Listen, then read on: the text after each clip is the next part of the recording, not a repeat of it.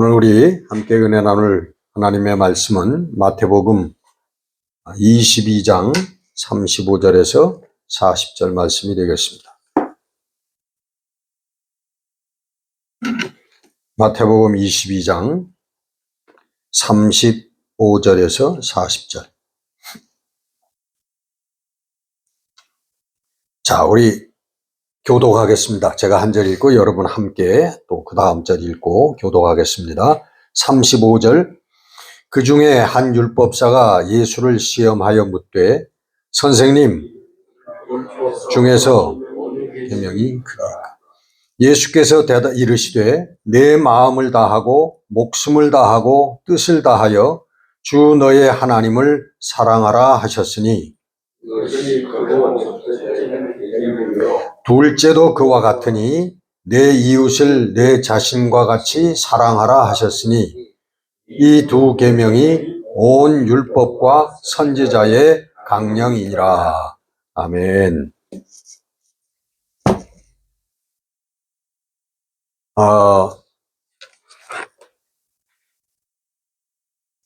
오늘 이제 본문을 주의 깊게 읽으신 분들은 아마 오늘 설교의 결론을 이미 알고 계시리라고 생각이 들어갑니다. 37절에 있는 말씀, 내 목숨을 다하고 마음을 다하고 뜻을 다해서 주 너의 하나님을 사랑하라. 그렇습니다. 오늘 결론은 신앙의 대원칙은 여기 principle이라고 이렇게 되어 있는데 강령이라고 이렇게 번역이 되어 있죠. 강령, 대원칙이죠. 이것은 우리가 하나님을 사랑하는 것입니다. 그 의미는 여러분이 잘 아실 거예요. 어떤 의무나 그리고 또 다른 사람에 의해서 강제적으로 하나님을 섬기는 것이 아니고 우리가 자발적으로 우리 마음이 기뻐서 우리 하나님을 섬기는 그것이 하나님을 사랑한다 하는 것이죠. 여러분, 우리 노부모님들을 섬기는 자녀들이 여러분 의무나 혹은 또 부모에게 무엇을 또 재산이나 좀 얻을까 그래가지고 섬기는 그런 자녀들도 있고 또 반대로 아무런 조건 없이 감사하고 내 마음이 기뻐서 우리 부모를 섬기는 그런 자식들도 있을 거예요. 근데 여러분 부모의 입장에서 어느 자식이 더 이쁘겠습니까? 부모가 표현은 하지 않아도 아시죠, 부모들이. 네? 이 녀석은 그저 뭘 바라고 이러는구나. 또 어떤 자식된 도리로 어쩔 수 없이 이러는구나 하는 거나 정말 기뻐서 기쁨으로 부모를 감사해서 섬기는 그런 자식들도 보면서 부모가 다 아는 것처럼 하나님도 여러분 마찬가지입니다. 하나님도 우리 성도들 바라볼 때 아무개는 나에게 뭘 얻기 위해서 나를 섬기는구나. 아니면은 의무적으로 하나님을 나를 섬기는구나. 그렇게 바라보는 사람들도 있을 것이고 또 이 사람은 아무개는 정말 감사와 기쁨을 가지고 그렇게 나를 섬기는구나. 그럴 거예요. 여러분 구약 성경에 가장 위대한 인물을 꼽으라면은 다윗 왕을 꼽을 겁니다. 지금도 이스라엘 백성들은요 다윗 왕을 성왕이라고 불러요. 성왕 다윗. 그리고 아직도 그 다윗의 자손 가운데서, 후손 가운데서 그리스도가 올 것이라고 기다리고 있어요, 유대인들은. 그래서 이 다윗만큼 위대한 사람이 없는데, 그 다윗 왕의 그 행적을 보면요, 이 다윗은 하나님을 진실되게 믿었던 것은 물론이고 하나님을 그렇게 기쁘게 섬겼던 사람, 다시 말하면 하나님을 정말 사랑했던 사람으로 성경은 묘사하고 있습니다. 그 대표적인 구절이 사무엘 하 6장에 보면 나오는데, 다윗이 왕이 된 다음에 그 다윗 성으로 하나님의 궤, 언약궤를 다시 들어오려고 계획을 하고 들여옵니다. 여차여차해서 다윗 성으로 들어오는 날, 그 다윗이 얼마나 기쁜지 그때 성경을 보면 배로 된 에봇을 입었다. 요즘 같은 배가 아니라 그 옛날의 배옷은 여러분 좀 듬성듬성하지 않았겠어요? 배옷만 입으면 다 이게 몸이 비춘단 말이에요. 그런 그 몸이 비추이는 그런 배옷을 입고 그 하나님의 언약궤가 그 성으로 들어올 때 그 앞에서 덩실덩실 힘을 다하여 춤을 추었다. 그렇게 성경은 말하고 있습니다. 자기의 온 정성을 다해서 힘을 다해서 그 언약궤가 들어오는 게 너무너무 기뻐서 다윗은 그 앞에서 덩실덩실 춤을 추었어요. 근데 그 성에서, 창문에서 그 다윗의 아내 미갈은 다윗의 전대왕 사울 왕의 딸이에요.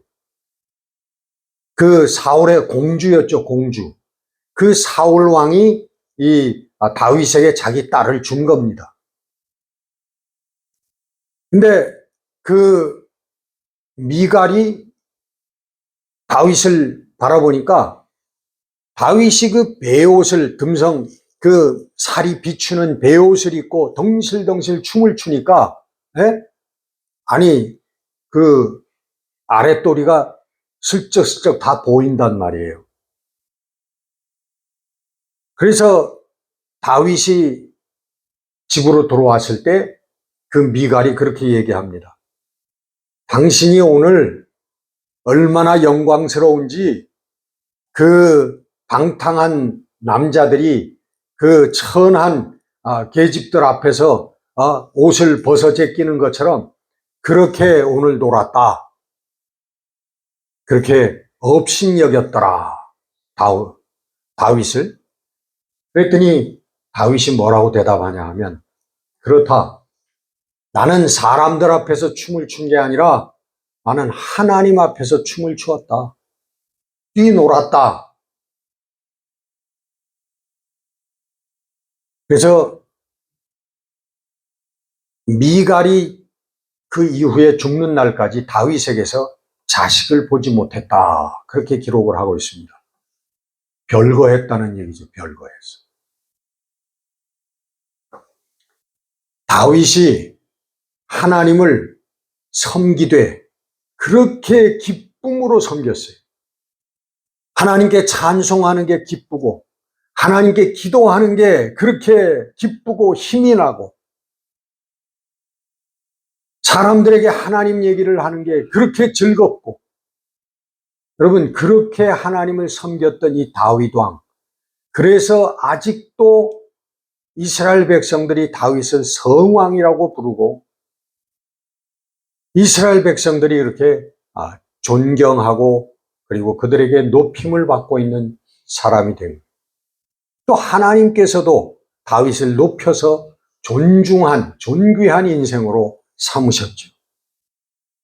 그럼 하나님께서 원하시는 것은 하나님이 무서워서, 아니면 하나님께 무언가를 얻기 위해서, 또 아니면 형식과 의무적으로만 섬기는 그런 것을 원하시는 게 아니라 정말 자발적으로 하나님을 기뻐함으로 사랑함으로 섬기는 것을 하나님은 원하신다는 거예요. 여러분, 이 말씀은 성경 맨 처음 창세기부터 이 말씀이 나오는 겁니다. 창세기에 여러분 뭐가 나와요? 선악과 얘기가 나오잖아요.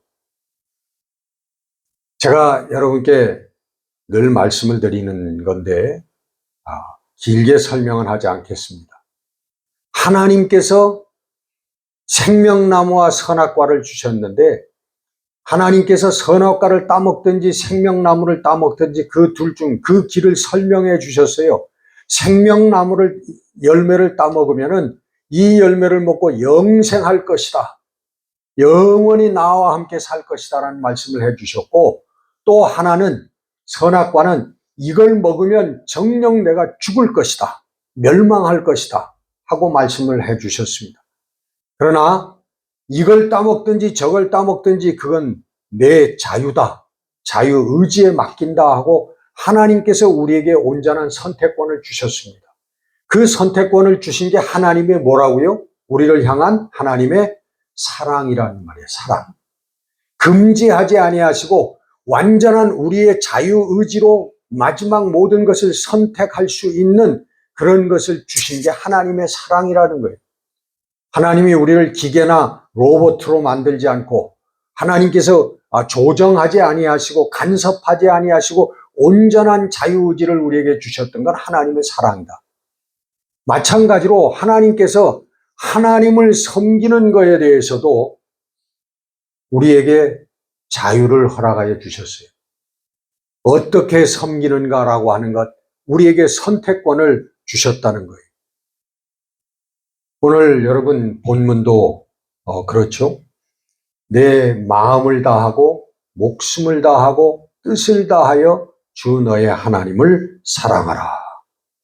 여러분, 이 말씀 구절을 주의해서 보셔야 될 게 사랑하라입니다. 사랑하라. 여러분, 하나님께서 우리들에게 너는 무조건적으로 내 말을 지켜야 돼 라고 말씀하시지 않았어요. 너는 싫든지 좋든지 내가 말하는 이 길을 걸어가야 돼. 난 그렇게 말씀하시지 않고요. 하나님 나를 사랑해달라 하고 말씀을 해주시는 거예요. 여러분, 사랑의 뜻을 여러분 잘 알죠? 사랑하라고 하는 것은 싫어도 하라는 뜻이 아닙니다. 여러분, 싫은데 사랑합니다 고백하는 그런 고백이 있어요. 나는 당신이 정말 싫은데 사랑합니다. 그런 말이 성립할까요? 네? 사랑은 여러분 싫으면 못하는 거잖아요. 좋아서 하는 거예요. 기뻐서 하는 겁니다. 그죠?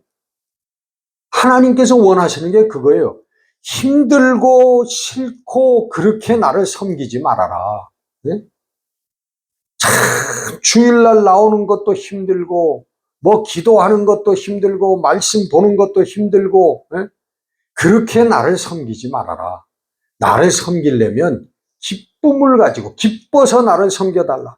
기뻐서 기도하는 것도 즐겁고 하나님 말씀을 보는 것도 즐겁고 교회에 나오는 것도 즐겁고 이렇게 신앙생활을 해달라. 하나님 원하시는 것은 바로 그 점이라. 그래서 나를 사랑해달라. 내 말을 지켜라 말씀하시는 게 아니라 주 너의 하나님을 사랑하라 하고 말씀하고 계시는 거예요. 이게 얼마나 큰 차이점인지 몰라요. 여러분, 사랑하면 여러분 그 사람이 이뻐요, 미워요? 사랑하면 그 사람이 이뻐요. 사랑하면 그 사람을 위해서 그 사람을 기쁘게 해주고 싶어요? 화내게 해주고 싶어요? 기쁘게 해주고 싶은 거예요. 내가 사랑하는 사람을 기쁘게 해주고 싶다.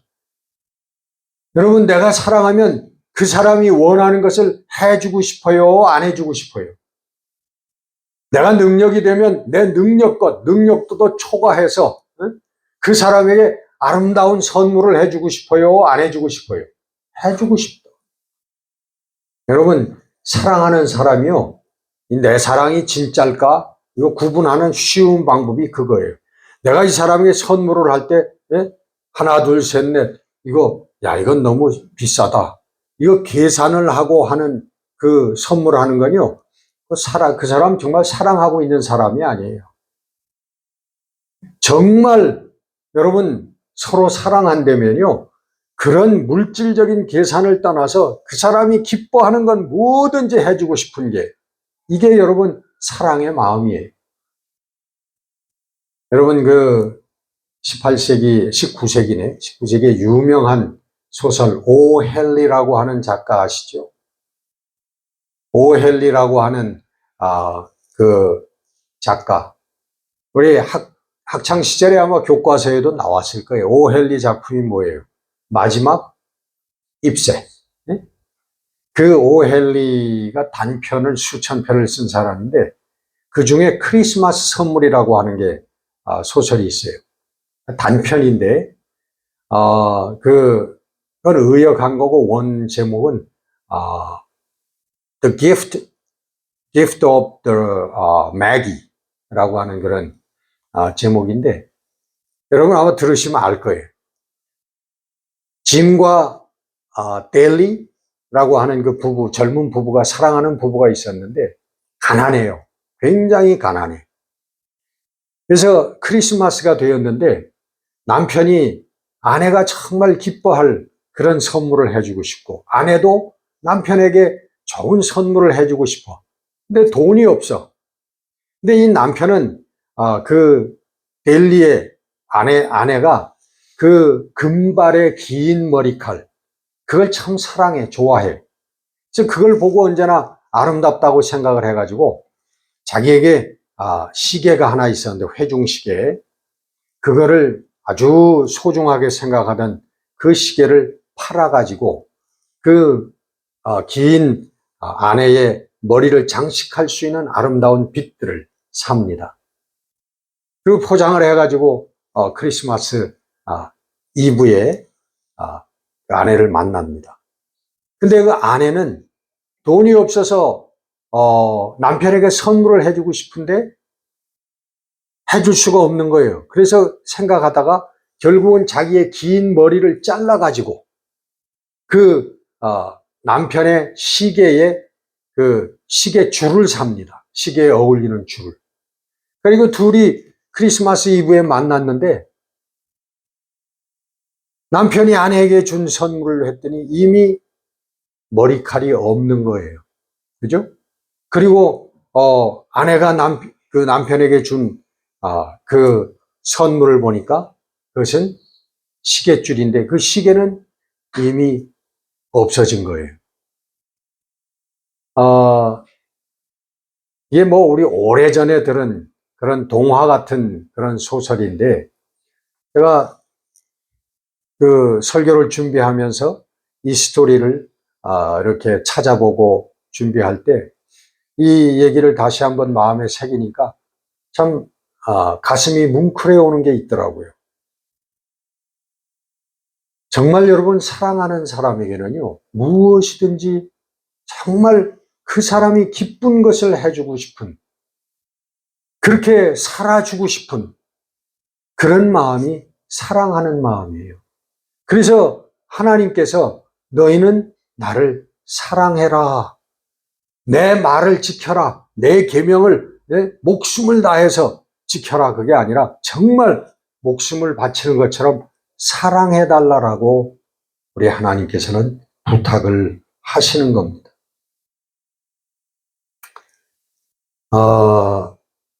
요한복음 5장 24절 보면요, 하나님을 사랑하는 것이 너희 속에 없음을 내가 알았노라. 예수님께서 유대인들을, 하나님을 잘 섬긴다고 하는 그 유대인들을 바라보면서 너희들이 하나님을 잘 섬긴다고 그렇게 폼을 잡는데 정말은 내 마음속에 하나님을 사랑하는 것이 없는 것을 내가 보노라, 내가 알았노라, 그렇게 무서운 말씀을 하는 거예요. 여러분 혹시 예수님께서 오신다면은 이 현대 그리스도인들을 바라보면서 이 말씀을 하지 않을까요? 내가 맨날 교회 다니는 걸 내가 아는데 그러나 내 마음속에는 정말 나를 사랑하는 것이 그 사랑이 없는 것을 내가 아노라 하고 이런 말씀을 우리 주님께서 하시지 않을까요? 걱정스럽습니다. 여러분 유대인들에게 왜 그런 말씀을 하셨을까요?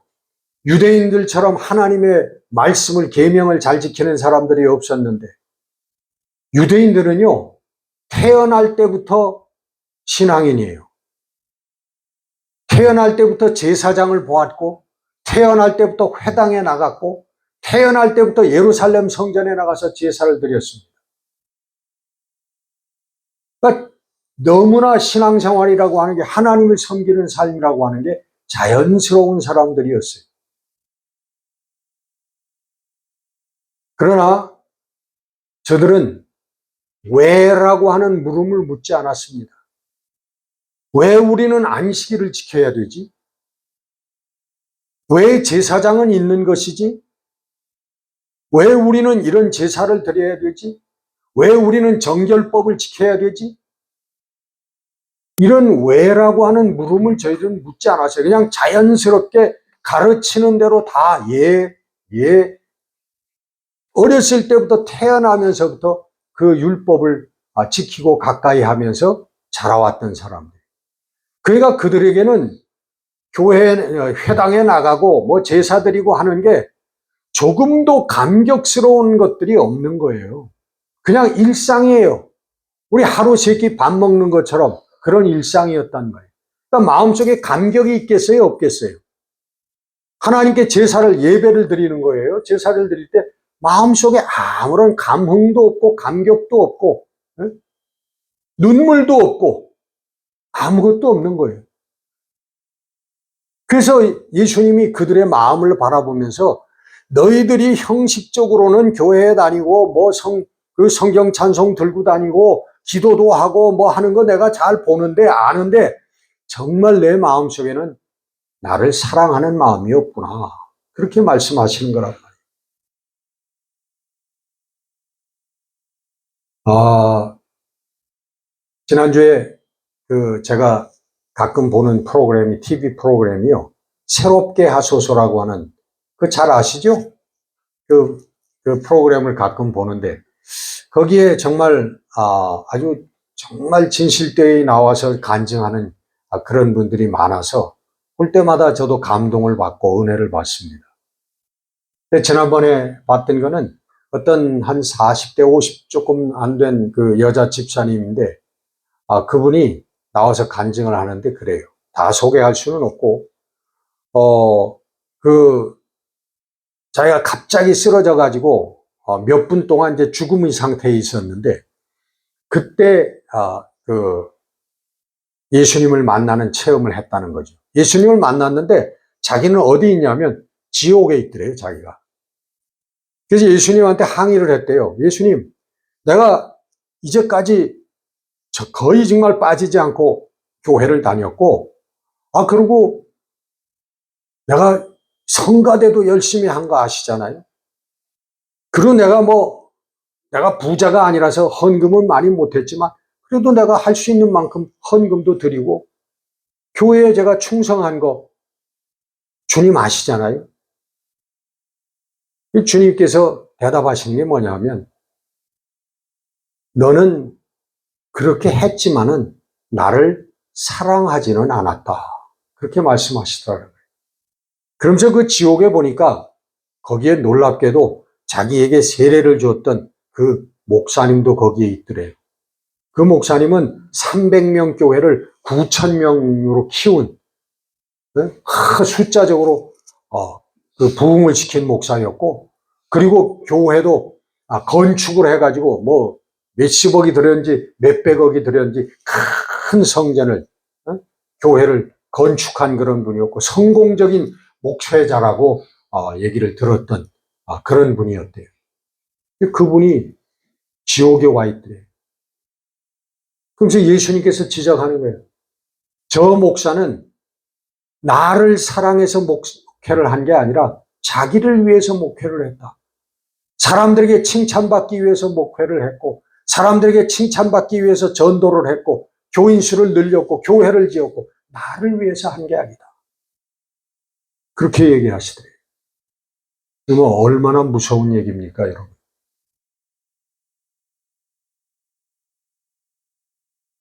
유대인들에게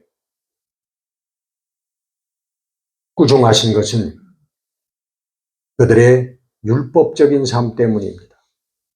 우리도 그런 신앙을 율법주의적인 신앙, 형식주의적인 신앙이라고 하죠. 한마디로 그 뜻과 율법의 뜻과 의미를 모르면서 그냥 문자적으로만 지키는 것.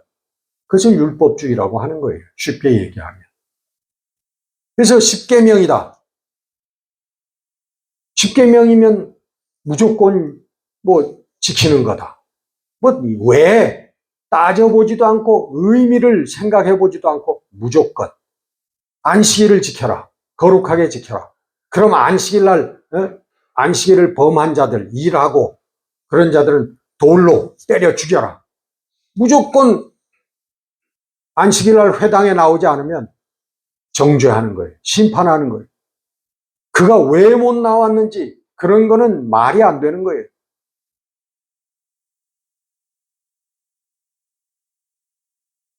여러분, 하나님을 정말 우리가 사랑하게 되면 자연히 누가 가르쳐 주지 않아도요, 진짜 하나님이 원하시는 참 신앙의 길을 걸어갈 수 있게 되는 것입니다. 여러분, 유대인들처럼 율법적인 신앙이나 그리고 정말 하나님을 사랑함으로 열심히 섬기는 그런 사람들이나 외향적으로는 똑같을 수 있어요. 똑같이 교회 나오고 똑같이 말씀 읽고 똑같이 기도하고 똑같이 또 뭐 헌금도 하고 봉사도 하고 똑같아. 그러나 근본적으로 다른 거라고 제가 말씀을 드리잖아요. 제가 실제로 어떤 우리 신자하고 나눈 대화인데요. 얘기를 하다 보니까 그분은요, 교회 나올 뿐만 아니라 절에도 가고요, 성당에도 다닌대. 아주 공평하게 그렇게 다닌대요. 근데 제가 알기로는 그분이 무슨 종교 통합적인 그런 신앙 철학을 가지고 그렇게 다니는 게 아니고, 그분 얘기가 뭐냐 하면, 목사님, 내가 죽은 다음에 다시 눈을 떴을 때 거기에 누가 있을지 압니까? 예수님이 있을지, 부처님이 있을지, 성모 마리아가 있을지 어떻게 알아요? 그렇게 정말 대답하더라고. 네? 그분의 솔직한 마음은 제가 인정을 해.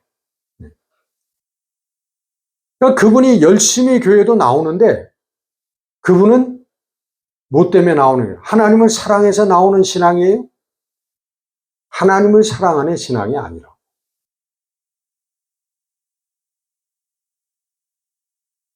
헌금도 여러분 마찬가지입니다. 교회들 다니면 다들 헌금들 하시나요? 헌금도 여러분 무엇을 복 받으려고 하나님께 내가 이만큼 헌금을 했으니까 하나님이 또 물질적으로도 날 이렇게 축복해 주시겠지. 그런데 이 반대급부를 생각하고 드리는 헌금이라든가 또 내가 교회 이만큼 다니고 내 교회에 중진이 됐으니까 또 그 체면상 내가 이렇게 헌금을 한다든가 그런 헌금도 있고 정말 하나님의 교회를 위해서 우리 교회가 부흥해서 하나님의 좋고 선하신 그 생명의 뜻을 우리 멀리 전하기 위해서 그런 마음을 가지고 헌금하는 분들도 있어요. 그럼 외향적으로는 구분할 수가 없다고. 제가 오늘 한 분을 소개하면서 오늘 말씀을 마치고자 합니다. 우리나라에도 강연을 왔던 분으로 알고 있어요. 그분의 책이 제가 읽어본 책이 뭐냐 하면 God Owns My Business 라고 하는 책이에요. 근데 팀 스탠리 라고 하는 분인데 이름을 제가 그렇게 기억을 하고 있는데 그분이 God owns my business. 하나님께서 내 비즈니스를 소유하고 계시다. 다시 말하면 내 비즈니스의 주인은 하나님이시다. 라고 하는 그런 책이에요. 근데 이분이, 미국의 그 사업가인데, 크리스찬인데요. 3번 정도, 2번인가 그 사업을 실패했대요. 그래가지고 이분이 상심 가운데서 기도를 하고 있는데 그런 생각이 들어가더래요. 야, 내가 크리스천 아니냐? 하나님을 섬기는 사람인데 하나님이 원하시는 대로 사업을 해야 되겠다. 그래가지고 이분이 생각해낸 게 뭐냐 하면 하나님 어카운트를 만들자. 하나님 계좌를 만들자 하는 생각을 가지고 은행에 찾아가 가지고요. 내가 이 하나님의 계좌를 내가 만들겠습니다. 그랬더니 은행에서 그런 계좌는 만들어 줄 수가 없습니다. 몇 은행에서 거절당했대요. 어느 은행에 가니까 만들어 드릴 수 있습니다 그러더래. 어떻게 해요? 10사람을 같은 명의로 해가지고 10사람이 다 사인이 있어야만 이게 인출이 될 수 있는 그런 어카운트를 만들어 드릴 수 있습니다. 그리고 하나님의 어카운트라고 이름을 붙이면 될 거 아닙니까? 그러니까 여러분, 이 비즈니스를 해도요, 사람을 잘 만나야 돼. 이렇게 지혜로운 그 사람을 만나면요, 그 부하 직원을 만나면 그 사업이 번창하는 거예요. 근데 그냥 고지고대로 하는 그런 지혜가 없는 사람을 만나면 어려운 거예요. 그래서 이 사람이요, 그 하나님 어카운트를 만들어서 그때부터 비즈니스를 다시 조그맣게 시작했는데 거기에 하나님 그 비즈니스 어카운트에 꼭 자기 그 수익의 10분의 1을 11조겠죠. 10분의 1을 드렸대요. 즉 거기에는 목사님 누구 해가지고 10사람 자기를 포함해서 그 사람들이 사인을 다 해야만 거기에서 인출을 할 수 있는 그런 어카운트를 만들었대. 근데 여러분 이 사건이요 소문이 나기 시작한 거예요. 이 사람이 비즈니스 하러 어느 회사에 가서 내 물건 좀 사주십시오 납품하러 가면 그 사람이 당신이 하나님 어카운트 만든 사람이야? 그래가지고 저는 사인을 해주고 물건을 사주고 그러더래요. 그래가지고 이 사람이 점점 그 소문이 나가지고 야 하나님 어카운트를 만들고 하나님과 동업하는 사람이니까 오직 정직하게 성실하게 잘하겠어. 사람들이 이렇게 다 사준 거예요. 그래서 이 사람이 그 플라스틱 공장을 하는데 거기 사진에도 나오는데 엄청나게 큰 그 공장이더라고요. 소소한 공장이 아니고. 그래서 이 사람이 큰 부자가 됐습니다. 근데 나중에는 그 당시에는요, 자기는 하나님 어카운트에 10분의 1을 넣는 게 아니라 10에 10을 넣는데, 그러니까 그 회사에 수익을 다 집어넣는다는 거예요. 그 사람은 이미 큰 부자가 됐고, 그때 자기는 경영자로서 회사에서 월급만 받는 월급쟁이 노릇을 하는 거예요. 자기 회사임에도 불구하고. 그래서 회사의 수익을 인건비 빼고는 경비 빼고 다 하나님 어카운트에 집어넣어요. 그래도 이 사람은 엄청나게 큰 부자로서 잘 살아요. 제가 그 책을 읽으면서 야 멋있다. 정말 하나님을 사랑하는 사람들이 비즈니스 하는 방법이 이런 방법이로구나. 여러분 비즈니스 한다면 하나님과 동업하셔야 돼요. 하나님과 하시는 사업 실패하겠습니까 여러분? 절대로 실패할 수 없는 사업이에요. 하나님이 어떤 방법을 통해서도 하나님 번성하게 해주십니다. 하나님께서 하나님의 일을 하시기 위해서도 여러분을 축복하시는 거예요. 믿으시죠 여러분? 그렇게 여러분 우리 믿는 사람들은 이렇게 멋있게 사는 겁니다. 네? 자 여러분 이 하나님을 사랑하면은 이런 지혜가 나오고 정말 기쁨으로 하나님을 섬기게 되는데 이 기쁨으로 섬기는 하나님을 사랑하는 신앙생활은 우리에게 자유함을 가져다 주는 거예요. 하나님을 여러분 기쁘게 사랑하고 섬기면요, 모든 게 다 기뻐요. 말씀드렸죠? 주일날 교회 나오는 것도 억지로 나오는 게 아니에요. 네? 체면 때문에 나오는 게 아니에요. 기뻐서 나오는 거예요. 찬송을 하고 하나님 말씀을 보고 기도하는 것도 기뻐요. 기뻐서 하는 거예요. 의무적으로 하는 게 아니고, 봉사하는 것도 마찬가지예요. 기뻐서 하는 거예요. 그럴 때 여러분, 자유함의 신앙, 기쁨의 신앙이 온단 말이에요. 여러분, 이렇게 기쁜 신앙생활, 정말 자유한 마음으로 기쁨으로 하는 이 신앙생활 하면서 여러분 영육 간에 우리 하나님과 더불어 승리하는, 정말 이 세상을 이길 수 있는 성도들이 되시기를 주의 이름으로 축원합니다. 기도하겠습니다. 은혜로우신 우리 아버지 하나님, 오늘 하나님의 말씀을 통하여 우리들에게 정말 자유함의 신앙, 기쁨으로 하나님을 사랑하며 섬기는 이 신앙을 우리들에게 권고하고 명령하고 있습니다.